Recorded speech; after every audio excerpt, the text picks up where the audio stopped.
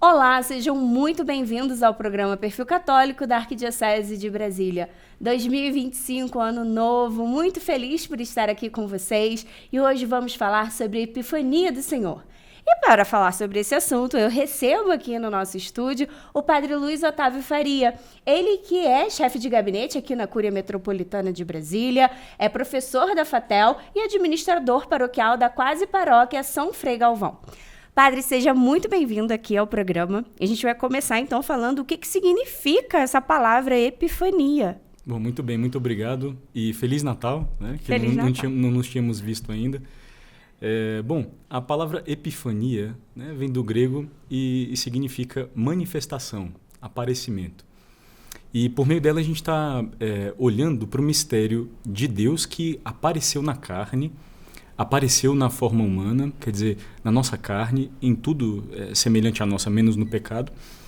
E mais ainda no mistério da Epifania, de fato, no 6 de janeiro, porque o aparecimento na carne é próprio do Natal, é o menino que nos foi dado, que nasceu para nós.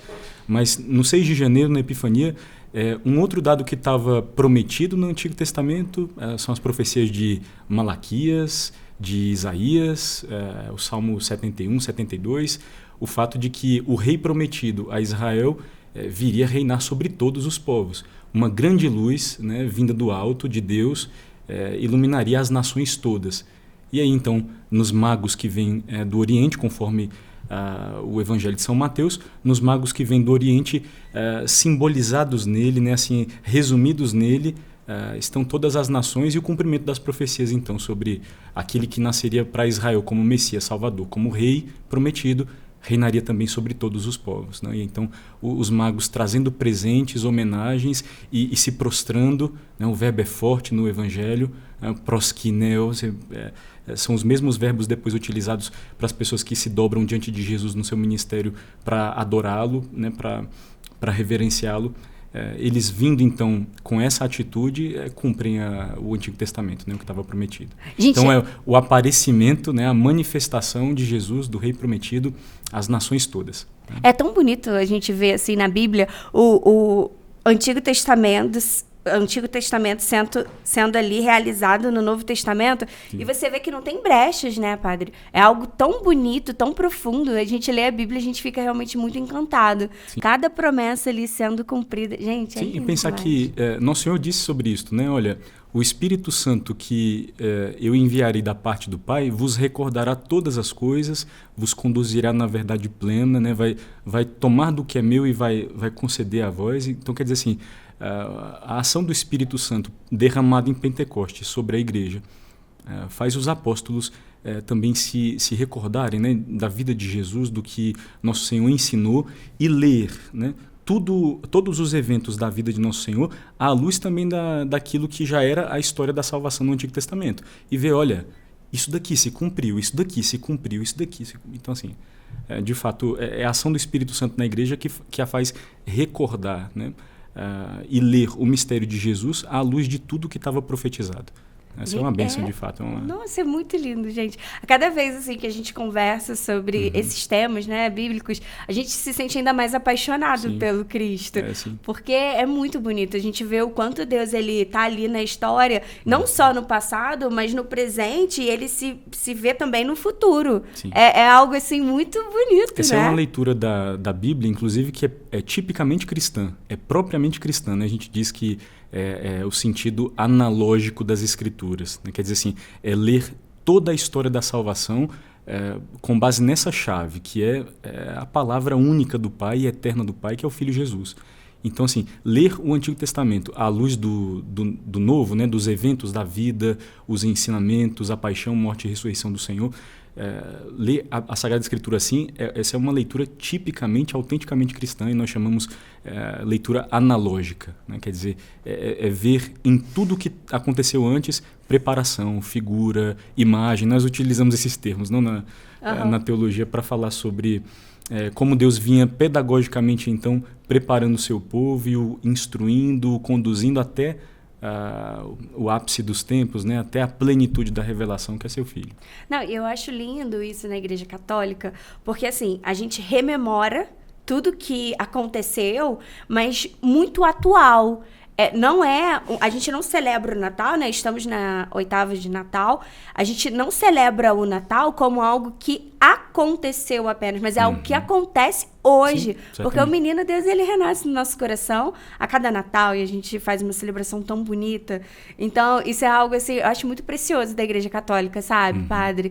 Da gente olhar assim e falar assim, gente, aquele Jesus que nasceu, ele renasce hoje também em mim, no Senhor, né, na Santa Igreja, e é tão bonito, né? Sim, o São Leão Magno, que foi Papa, é o principal assim, teólogo, né, sobre o Natal e tudo. Nós lemos muitos textos dele agora durante esse tempo, né, os seus sermões sobre a Natividade, dentro da liturgia das horas, né, que é a oração pública da igreja. Tem uma hora que se chama Ofício de Leituras, e ali a gente, ao longo desses dias, acompanha muitos textos, né, muitos sermões do São Leão Magno. E ele dizia isso, olha, esse dia, né, o dia do nascimento do Salvador, é um dia que não passou, em certa medida. Por quê? Bom, porque o Filho nos foi dado como um presente, né, ele é, como estava profetizado na profecia de Isaías, ele é o Emanuel, o Deus conosco.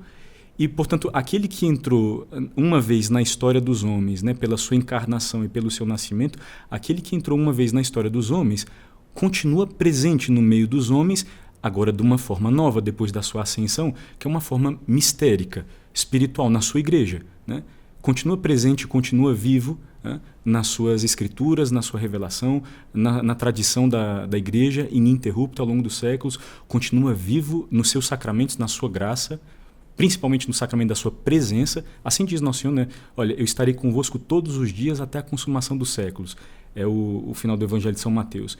E Nosso Senhor cumpre isso de forma eminente na Eucaristia. Então, isso quer dizer, de fato, o Deus conosco na nossa vida de oração, enfim, na caridade, né, no seu Espírito derramado em nós, que nos muda de dentro para nós nos assemelharmos a Ele e vivemos, de fato, como seus filhos, como outros Cristos no mundo. Então, a essa medida, nós vamos espalhando em redor de nós também amor concretizado em obras. Então, vai Jesus junto de nós, assim, né? Então, assim, de fato, aquele que nasceu para nós é Deus conosco, é Deus junto de nós, é Deus na nossa carne e continua dia após dia, né, presente a nós, gerando-nos, né, fazendo-nos nascer para o alto.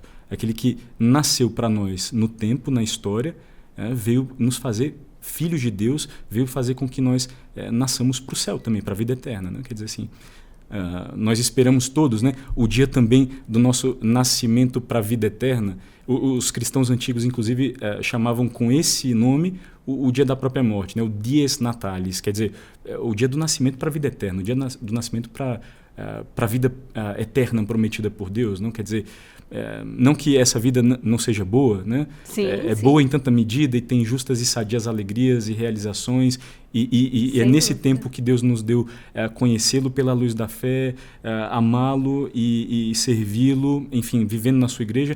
Certamente essa vida é boa e preciosa, mas os cristãos, inclusive, chamam assim o dia da nossa união eterna com Deus por meio da morte, que é o dia Natal, né? Quer dizer assim, é o nascimento para o céu. Então, quer dizer, tudo isso é como um desdobramento, né? São como efeitos de pensar isso que São Leão Magno dizia. Esse é um dia que não passou.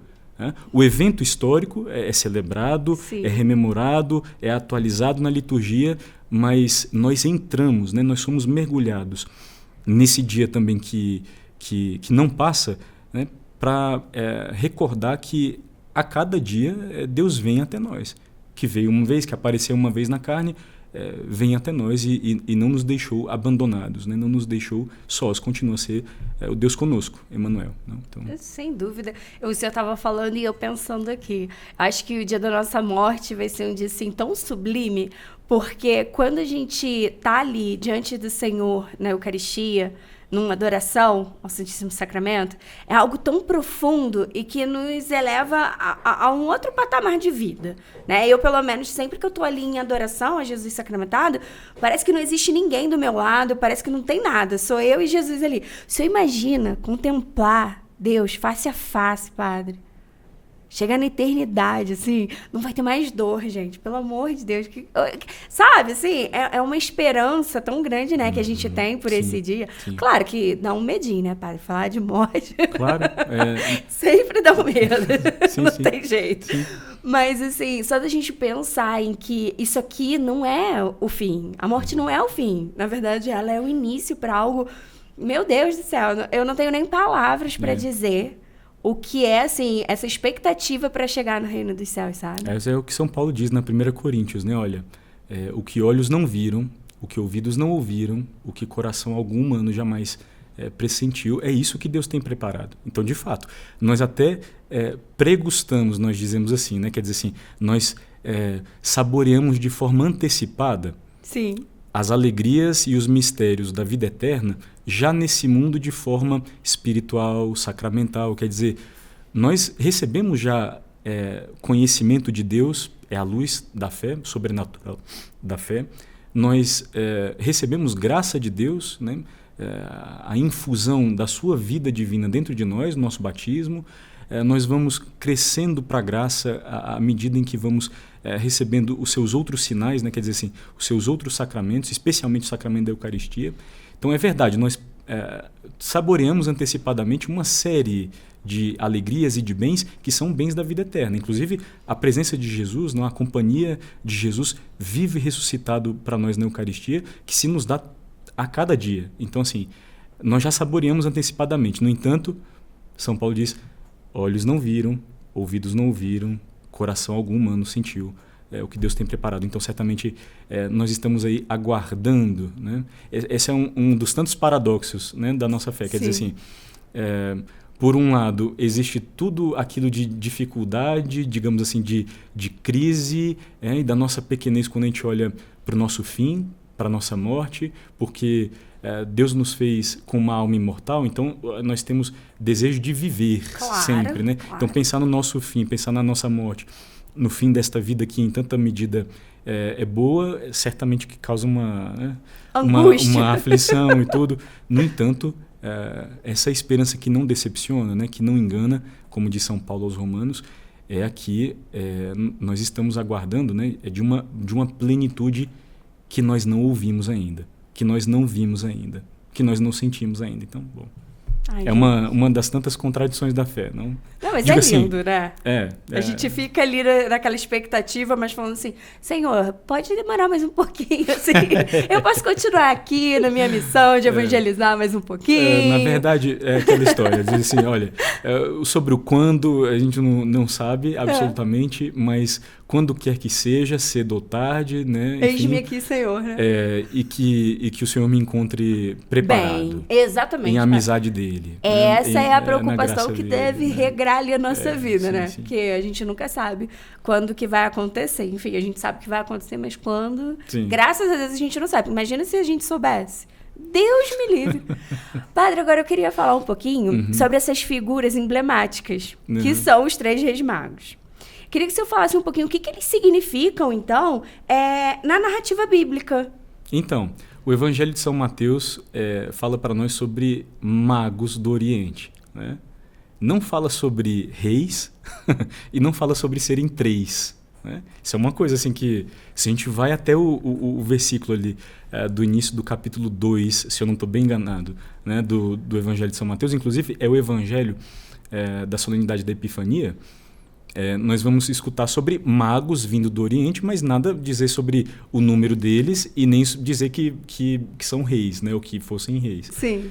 Então, de onde vem essa história? Né? Exatamente. Porque, isso é uma tradição cristã muito antiga, né, sobre o número dos presentes, porque isso está relatado no texto, né, ouro, incenso e mirra.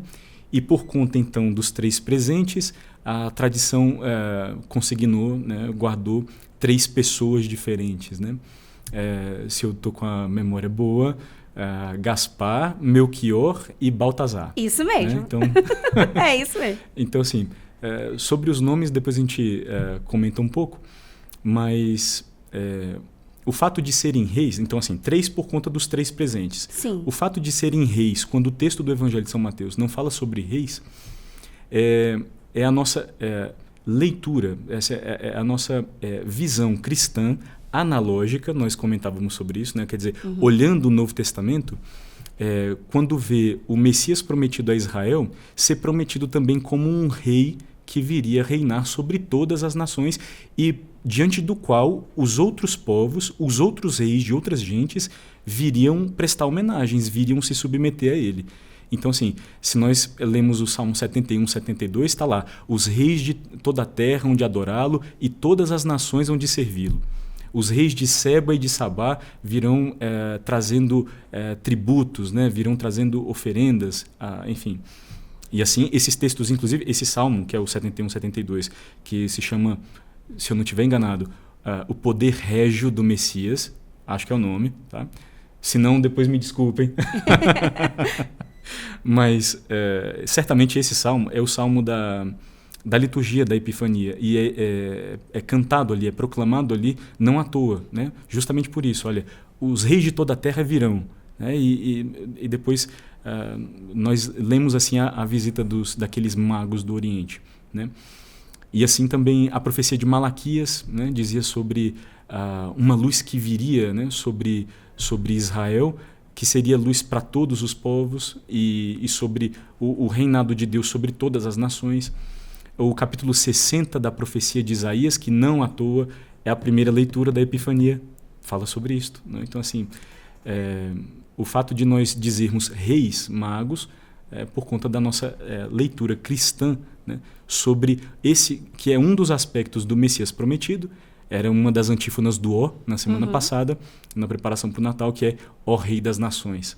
Né? Sim. Então, aí por isso nós, digamos assim, enxertamos, né, o versículo de São Mateus que fala só sobre magos do Oriente para dizer que eram reis, né? E agora sobre a palavra magos, né? Porque para nós, quando nós ouvimos, tem talvez uma acepção assim meio pejorativa, né, meio difícil, assim, com coisas, né, ocultas, esotéricas, e tal. Mas a palavra originalmente, né, não quer dizer exatamente isso. Assim, de fato, dessa palavra vieram depois a palavra magia ou a palavra mágicos, etc. E talvez essas palavras sejam utilizadas nessa direção que a gente comentava agora. Mas na acepção original, né, magos significavam aqueles sábios, aqueles estudiosos que eram versados numa série de ciências diferentes. Desde a astronomia, quer dizer, desde, portanto, então, da leitura, né, e interpretação dos sinais cósmicos, né, de sinais presentes no céu mesmo. E inclusive esse é o sinal que eles leem e interpretam, que eles recebem uma revelação, né, que é o sinal da estrela. Quer dizer, é um elemento cósmico, né, quer dizer, é um astro, né? Então, desde nessas artes, digamos assim, ou nessas ciências astronômicas, até em coisas como medicina, botânica, né? Quer dizer, assim, era uma espécie assim, de polímatas, né? Assim, de pessoas que tinham conhecimentos em várias áreas e por isso mesmo, porque fugiam talvez ao comum do conhecimento das pessoas, eram vistos como aqueles que tinham conhecimentos, né, ocultos, né, assim, uma sabedoria insondável que os outros não têm acesso, e por isso toda aquela outra acepção da palavra que nós temos, né, que é de quem tem conhecimentos assim, esotéricos, não de além-mundo e etc. e tudo, embora essa não seja exatamente o sentido inicial do termo. Então, assim, o texto do Evangelho de São Mateus fala sobre magos do Oriente, não sobre serem três e nem sobre serem reis, né? E a gente viu também aqui o que significam, o que significa a palavra magos, né? O que nós entendemos aí. Então, são sábios, né? Sábios. É muito bacana isso, né, Padre? A gente pensar também que Deus, ele se utiliza da natureza para ter as suas manifestações ali, até para que não fosse algo muito estranho para nós, porque o que é estranho pra gente causa medo, e o que causa medo não vem de Deus. Então, assim, Deus, ele é tão inteligente nesse sentido também, de colocar lá uma estrela linda e maravilhosa para encantar mesmo o ser humano e falar, olha, é realmente o meu filho que tá aqui. A gente pode Sigam. ler, sim, a gente pode ler inclusive esse sinal da estrela sob dois aspectos que não são excludentes, né? Quer dizer, se eles não estão em contradição um com o outro, né? Não são antagônicos. Um primeiro aspecto é esse aspecto de fato assim físico, cósmico, né? Olha, de fato de um sinal num firmamento, né? E bom, Deus é Deus onipotente. Deus criou todas as coisas do nada, então absolutamente não tem limite, portanto, né, para a operação, né, para o agir de Deus, mesmo quando esse agir interrompe, né, digamos assim, abre uma exceção, digamos, no funcionamento normal, nas leis que ele mesmo imprimiu à sua criação, no caso aqui nas leis que imprimiu à sua natureza. Quer dizer, Sim. o fato de que uma estrela, né, um astro, brilhasse para eles, para nós não é difícil de acolher, porque, bom, Deus criou todas as coisas do nada. Deus, embora seja a causa das leis de todo o universo, não está ele mesmo submetido a elas, não? No sentido de que pode fazer aparecer uma estrela de forma não extraordinária e depois sumir com ela, digamos, né? Exatamente. Mas, então, assim, quer dizer, isso não é exatamente um absurdo, né? Então, assim, podemos ler isso desde o ponto de vista físico, cósmico, de fato uma estrela, e também como uma espécie de sinal interior, como uma espécie de luz interior, de revelação interior, né? Uhum. Quer dizer assim, eles receberam, né, o Evangelho de São Mateus, eles chegam até a cidade de Jerusalém, que é a cidade real, né, a cidade do trono de Davi, se apresentam à corte do rei Herodes, que embora não pertencesse à dinastia davídica, era quem reinava no momento, e eles mesmos dizem, né, que viram o sinal de um rei que tinha acabado de nascer, né, e que tinham vindo então reconhecê-lo, adorá-lo, prestar-lhe homenagens, etc. Então, o ponto pode ser um sinal cósmico, mas o sinal cósmico pode vir, e dentro da teologia dos padres da igreja, da teologia que fez a igreja sobre o assunto, certamente esse sinal exterior veio acompanhado de uma luz interior, de uma revelação interior, pela qual eles chegassem a conhecer, não, a interpretar, com base na sua própria sabedoria, porque eles eram versados sobre os sinais e tudo, mas assim, tendo isso como trampolim para que eles interpretassem aquele sinal ainda com uma outra chave, com outro horizonte assim, um pouco mais amplo, que nasceu um rei, né, em Jerusalém, um rei para os judeus que nós devemos prestigiar, homenagear. E eu dizia, né, sobre o verbo que está lá no original no grego, que é o verbo proskineo, que eles queriam se apresentar diante dele se prostrando, né? Isso não é qualquer coisa. Não né? é. Em outros relatos dos evangelhos, a gente comentava, esse verbo é utilizado para as pessoas que chegam correndo diante de Jesus e se ajoelham diante dele, né? E se prostram em terra diante dele. Então, assim, nisso, né, tá aí essa luz interior, tá essa graça de Deus também, né, apoiando-os interiormente e conduzindo essa jornada para que eles fossem, em primeiro lugar, a cidade, que é a cidade real, mas que depois chegassem a outra plenitude de compreensão, que olha, as profecias diziam que o Messias, né, um rei, deveria nascer em Belém, né? Então, depois eles são orientados para lá, né? Quer dizer, tudo bem, nós podemos entender um sinal cósmico, né, assim, um sinal no firmamento, mas podemos, junto desse sinal, ler também, interpretar também, na verdade, um sinal interior, né, uma luz interior, um astro, digamos, se levantando interiormente e conduzindo-os, né,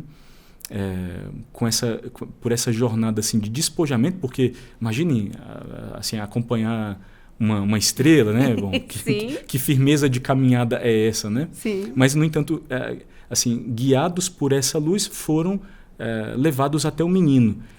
E nós pensarmos que durante a nossa peregrinação dessa vida, nós estamos certamente assim guiados pela luz da fé, que não é uma luz a qual falte firmeza, porque Exato. Nós conhecemos a Deus de forma certa e infalível por aquilo que Ele nos revelou. Então, assim, não é que a luz da fé seja uma luz que não seja firme, no entanto, nós dizemos que, e isso é um linguajar comum assim, em teologia, nós dizemos que caminhamos sob a penumbra, né? Sobre o claro escuro da fé. Quer dizer, em tanta medida nós conhecemos a Deus de forma certa e infalível, e em tanta medida, e muito maior medida, nós não o conhecemos, né? Quer dizer assim, a verdade última, né?